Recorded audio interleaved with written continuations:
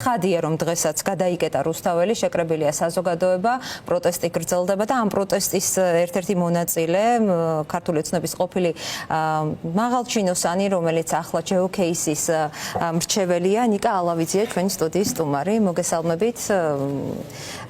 მადლობა რომ ხართ ჩვენთან ერთად. განსაკუთრებით საინტერესოა თქვენგან მოსმენა რა ხდება სინამდვილეში. ძალიან ბევრი შეთქმულების თეორია მოვისმინეთ, თქოს ევროკავშირის ხელში ეს უვიზოს თემა არის, ბოლო ჯოკერი შანტაჟისას და ასე შემდეგ და ასე შემდეგ. ვინ გააფუჭა ეს საქმე სინამდვილეში? დიდი მადლობა მოწვევისთვის, გილოცავთ ახალი ფორმატით ტრანსლირების დაწყებას, წარმატებას გისურვებთ და უსურვებ იმას, რომ თქვენი სიტყვა, რაც არის მართალი და მნიშვნელოვანი, მივიდეს აუცილებლად ყველა ადრესატამდე. ვიცით, რომ პირველი იყო სიტყვა და შემდეგ გაგრძელება აყარვით. მეორე და უფრო მთავარს კიდევ ერთხელ გამოვხატავდი ჩემს პატივისცემას და სოლიდარობას ყველა უკანონოდ დატყვევებული ადამიანის მიმართ, განსაკუთრებულად ახლა ირაკლის იუბილეა დღეს და გავიცანით ეს ახალგაზრდა ყველამ და ისიც რაღაც უკვე სიმბოლოა ამ ბრძოლის და ამ ჟინის და ამ შემართების და ულოცავ რა თქმა უნდა მას მის ოჯახს ყველა მის ხარდაჭერს, ყველა საქართველოს მოქალაქეს, ვინც ოდნავ მაინც იაზრებს თუ რამხელა ხვედრი აიღეს ამ ადამიანებმა თავის ზურგზე ჩვენთვის და თითოეული საქართველოს მოქალაქისათვის და რომ დაუგმო ეს ყველაფერი ეს არ არის დაპატიმრება, ეს არის ტყვეობა ჩვეულებრივი შუა საუკუნეების დროინდელი რაღაც ბრუტალური დამპყრობლების მხრიდან ტყვეობა იმ ადამიანების, რომლებიც ამ დამპყრობლისთვის რაღაც დიდ და მნიშვნელოვან საფრთხეს წარმოადგენს და ეს გააზრებული გვაქვს ყველას. ახლა დაუბრუნდეთ ამ მთავარ კითხვას.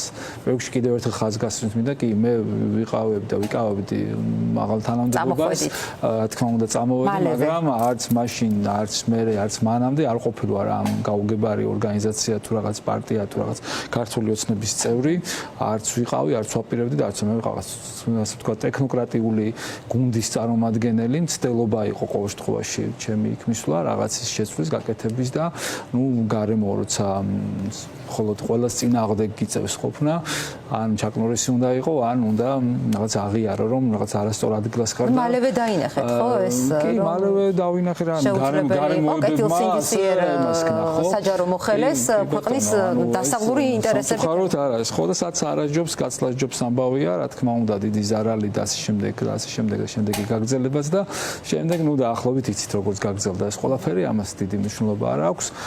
გადავიდეთ უფრო კონკრეტულ ფაქტზე და იმაზე თუ რას გვიშვება ეს პროპაგანდა, რას გვაკარგინებს, რა დავკარგეთ უკვე, თუმცა რა არის კიდევ დასაკარგი, იმიტომ რომ ძალიან დიდი თამასა არის ამ დასაკარგი მოცემულობის, რასაც დავკარგავთ როგორც ინდივიდუალად ჩვენ ამ ქვეყნის მოსახლეობის დიდი უმეტესობა, თუმცა ამ დანაკარგში ეს არ იქნება რაღაცა ჩვენი პირადი კომფორტის რაღაც დანაკარგი, ეს იქნება ქვეყნის რეალური არსებობის დანაკარგი, იმიტომ ჩვენ სულ გვესმის და ვიცით და ძირითადად ცხოვრობთ აი ამ ფაბრიცირებული განსაკუთრებით საბჭოთა ისტორიის ნაწილში რაღაც შეთქმულებებით, ამოგლეჯირი ისტორიული ნაწილებით და ზოგადად ყველაზე მაგრები და ყველაზე კარგები და შემდეგ 1000 ასეთი ფაბრიკაციით.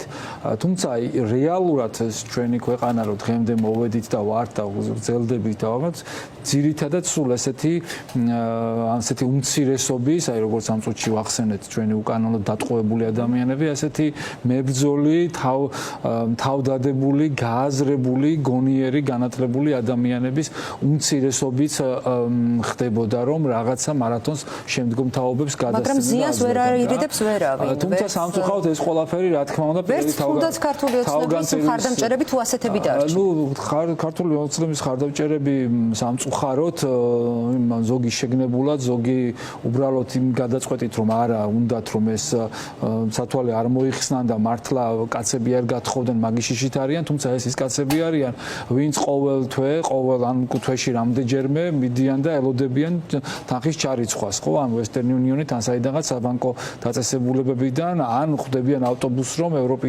ძირითადად ევროპიდან გამოგზავნილი წყალებში შემწეობა მიიღონ მათი მეუღლე მეუღლეებისგან, დეიდებისგან, მამიდებისგან, დებისგან ან რა ვიცი, დედრობითი სქესის წარმომადგენლები ქართული ემიგრაციისგან, რომელზეც დავით ტურაშვილის გენიალური ნაწარმოები აქვს შექმნილი, რაც ძალიან მძიმეა, ტრაგიკული არის ეს, თუ კარგად თუ გავიაზროთ. კიდევ უფრო გაუგებარი ხდება კაცი-კაციას, როდესაც ამტკიცებს ქართული ოცნება, რას გულისხმობენ ხოლმე ჩვენ არაერთი კადრიც ვნახეთ ბოლოს კალაძის შტაბთან. ნუ ეს ბატონი კალაძისგან საერთოდ კითხვის ნიშნები დაისვა მაშინ ამ თემაზე. ვინც არის, რაც არის, ნუ ასეთი სუბიექტისგან საერთოდ გაუგებარი კი არა, მიუღებელი კი არა, უკვე უბრალოდ მისთვის შეურაცხყოფელი, მეგონი სარკეშიც არა ირეკლება საკუთარ თავს ოთხას ეგ რაღაცა, იმიტომ რომ ვინც შექმნა ეგ არსება და ამ სახით როგორც ჩამოყალიბდა პროფესიულად მის კარიერაში, რეალურად მაშინ უკვე ბევრჯერ გათხოვილი უნდა იყოს ხო მათივე ლოგიკით. ნუ სრულიად ამაზრზენი ამაზე საუბარი და ნუ თუნდაც თავი დავანებოთ. იგივე იმ ეპიტეტებით, რასაც ის კადრულობს, ის არის საჯარო მოხელე, ოდესღაც ხო აირჩიეს და თავის ამომრჩეველს რო ასე მიმართავს, რომ რაღაცა საჯაროდ, რომ ეს რაღაცა არაადამიანური წარმონაქმნებს გვიწოდებს, მათ შორის მეც და ჩემი ოჯახის წევრებსაც, იმიტომ ჩვენ ვართ იმ პროტესტის, მშვიდობიანი პროტესტის ნაწილი, ნუ ეს უკვე მიუღებელია და ნუ ოკეი, გაგვეცინება ამაზე და ვიცინებთ ცოტა ხანი, მაგრამ ეს არის დიდ სურათში სატირალი, იმიტომ რომ ეს ადამიანი ზოგადად ქვეყანას აყენებს ამ შეურაცხყოფას და იმდენად ვერ ხვდება და თავისი რაღაცა ესეთი ყველაფრის ცოდნე მრჩეველებიც ვერ ურჩევენ, ნუ ასეთი რაღაცა არ არის მიზანშეწონილი რომ ისაუბროს, მიუღებელია რა, სულია.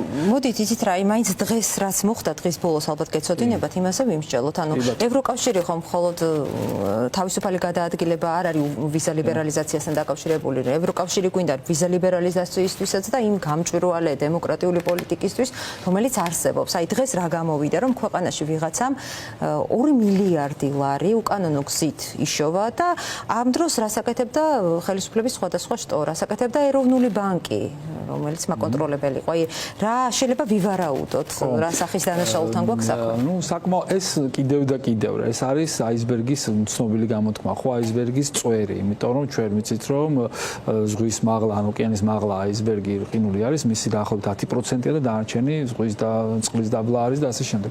თვითონ ისე იმდენად აბსურდული იყო ეს ინფორმაციაც და ეს ყველაფერი კონტექსტუალურად ხე შეთქმულება, ცალკე შეთქმულების თეორიის ესეთი მასალა დადეს, რომ ჩვენი გონება სხვა რაღაცაზე გადაერთოს და ნუ რა თქმა უნდა მოსახლეობის რაღაც ნაწილის გონება გადაერთვება, მაგრამ იმდენად აბსურდულია. ერთი ეს არის ერთი პატარა ეპიზოდი უკანონო შემოსავლის ლეგალიზების, ეგრეთ წოდებული ფულის გარეცხვის და ეს გარეცხვა არ არის რაღაც საეცხის მანქანაში რაღაც ფული შეყრა, ანუ ვიღაცა თურმე ამ ინფორმაციით ერთი ტუბი სუბიექტი, რომელსაც ჰქონდა ლიცენზია სავალუტო ოპერაციების კეთების, რომელიც ეროვნული ბანკი გასცემს, თურმე ესეთი ხელწყვიტი და ესეთი მოხერხებული იყო და რაღაცა ტელეპორტაციის უნარებსაც ფლობდა, რომ ესე დაახლოებით 2 მილიარდი ლარის ღირებულების ვალუტა, რაღაც 600 რაღაცა მილიონი დოლარი და რაღაცა კიდევ ბევრი მილიონი ევრო, ნუ ათეულობით მილიონი ევრო, ასე 2 წლის განმავლობაში შემოიტანა, აქ დააპროწიალა, გარეცხა ბჭყალებში გაათეთრა, ნუ კიდევ ერთხელ ეს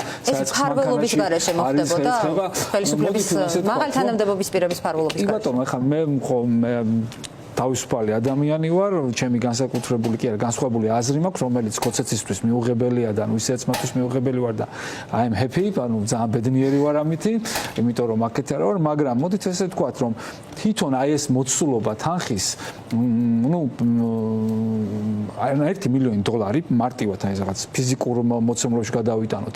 არის დაახლოებით 10-11 კილოგრამის რაღაც ქაღალდის მასა, რომელიც ნუ საკმაოდ მოცულობითი რაოდენობა უნდა დაიკავოს. ანუ საკმაოდ დიდი ჩანთა ჭირდება, ან რაღაც ერთი დიდი საბარგული.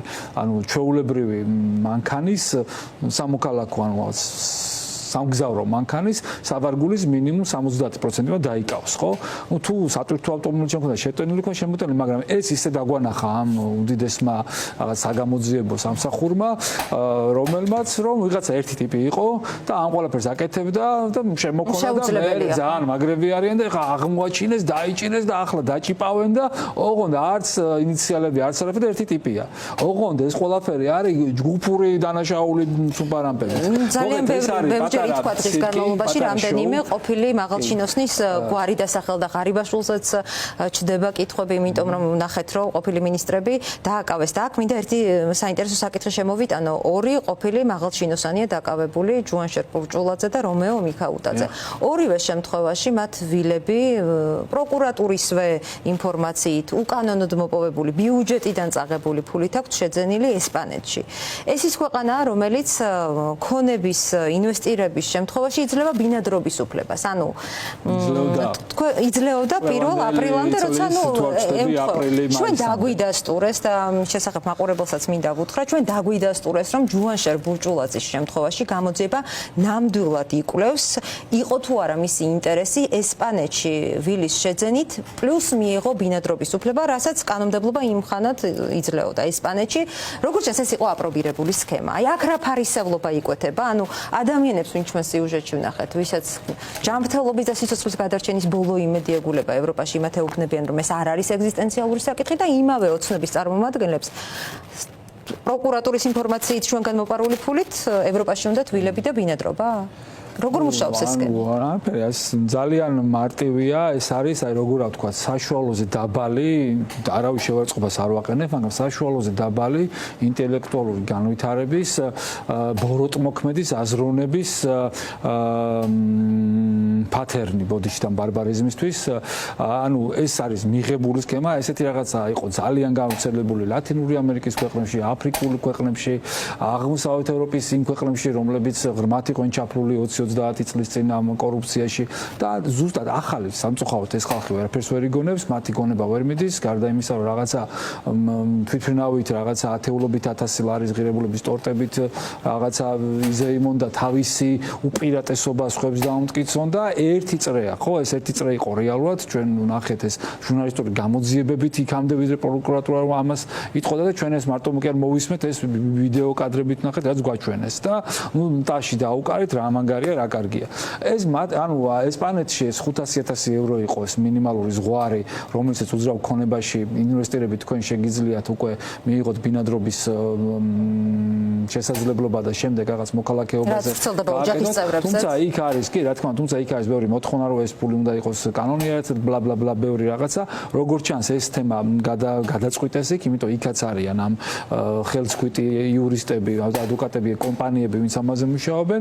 თუმცა ევროკავშირის დაწოლით და ზეწოლით პორტუგალიაში, ესპანეთში, იტალიაში და შემდეგ 25 წლის აპრილში თითქმის აიკრძალა და ჩაიკეტა მთლიანად. ახლა დარჩენილია საბერძნეთში და მალტაში და რამოდენიმე ქვეყანაში, მაგრამ გამკაცდა. სადაც უნდა ვეძებოთ ოცნების ვილები, ასე მათ უკვე ეს მოსწრებული აქვთ, გადატანილი აქვთ ეს ყველაფერი, იმიტომ ჩვენ ვაკვირდებით აი ამ უთავბოლო კი არა, აი თავზე ხელაღებულ უპასუხისგებლო კორუფციას. თუ ჩვენ დავაკვირდებით, ანუ არავისზე, ანუ დაკავებულებზე მე არ მაქვს საუბარი რა, უბრალოდ ციფრებზე, ძალიან ხავთ უხეშ ციფრებზე რო ვისაუბროთ, ჩვენ ქვეყანა და რაღაც თავს რო ტრაბახებენ ძალიან მაგათ, აი ეკონომიკა იზრდება და რაღაცა და ისეთ სიტყვებს საუბრობენ, რომელსაც რო უყურებ სახეზეც, აშკარად ფატალ ერორი აქვს, თვალებზე 404 იკითხება მაგათგან, ანუ დაკიდულები არიან, ანუ როგორც კომპიუტერი ეკიდება ხოლმე რაღაც ესეთი პირველი თაობის IBM-ი, რომ აი რას საუბრობენ რო ვერ იგებენ. მოდით ესე ვთქვათ რა, ანუ აი ეკონომიკა რო იზრდება ჩვენი და ძალიან მაგრად გვეზრდება, ანუ როგორ იზრდება და რატო იზრდება. ხო, კი, ფაქტია რომ იზრდება, მაგრამ იზრდება იმ ხარჯზე, რომ იზრდება ძალიან ძვირი და მაღალფასიანი ავტომობილების რაოდენობა ქალაქში და საქართველოში ძირითადად კონცენტრაცია მაინც თბილისშია, იზრდება იმ ჩინოვნიკების რაოდენობა, რომლებსაც უძრავ ქონებაში ინვესტირებული აქვთ 20, 23, 25, ანუ 2 და 3 კი არა, ათეულობით ბინა ახალ აშენებულ კორპუსებში და უძრავ ქონებაში, რომლებიც რა თქმა უნდა ასტიმულირებენ ამ ბუმს უძრავი ქონების. იზრდება ის რაოდენობა, რომ მათი დეკლარაციებში ჩვენ ყავს ისეთი მდიდარი მთავრობა, რომლის დეკლარაციაც ნუ თუ მილიონერი არ ახარ, ანუ მინიმუმ ქეშად მილიონი არა გაქვს რაღაც შენახული, ცოტა უკვე კლუბის წევრი ვერ გახდები და რაღაცა სამწუხაროა და ჩვენ ვაკვირდებით, რომ ამ ხალხის რეზიუმეს თუ ჩავხედავთ, ჩვენ ხედავთ, რომ ის ხალხი დაიბადნენ და გაიზარდნენ უმეტესობა საჯარო სექტორში და ცოტა უხერხულია უცნაურია საიდან გაჩნდა ეს.